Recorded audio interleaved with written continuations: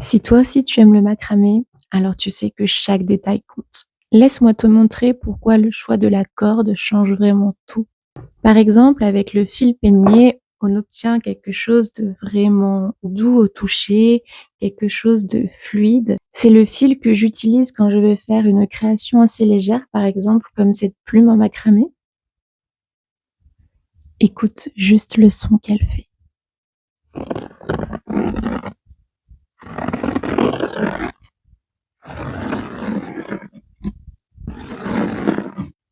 Ou par exemple, avec ce joli porte-clés cœur.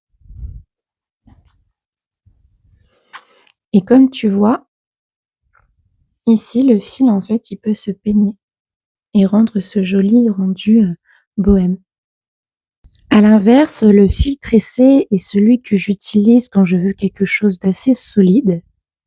Je te montre de plus près.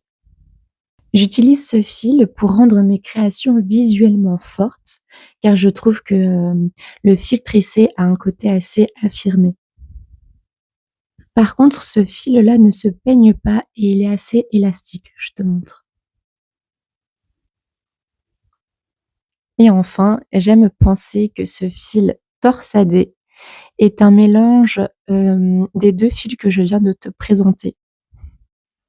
Il n'est pas aussi doux qu'un fil peigné, mais il peut aussi se brosser et je trouve qu'il a la solidité, du fil tressé.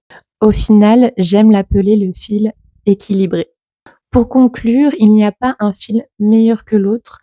Tout dépend de l'ambiance que tu souhaites mettre dans tes créations et surtout l'intention. Et si jamais tu as envie de tester, le fil peigné ou le fil tressé, sache que sur mon site internet, tu peux retrouver en petite quantité, ce genre de fil. J'ai aussi créé un tuto porte-clés cœur que tu peux retrouver, sur ma chaîne YouTube et sur mon site internet, tu as un kit où tu as juste à payer, en fait, le fil et le petit mousqueton juste ici. Donc là, tu as un fil tressé et comme je t'ai montré tout à l'heure, ici, c'est en peigné. Au final, le plus important, c'est de choisir le fil qui te donne vraiment envie. Merci d'avoir regardé et merci d'être là.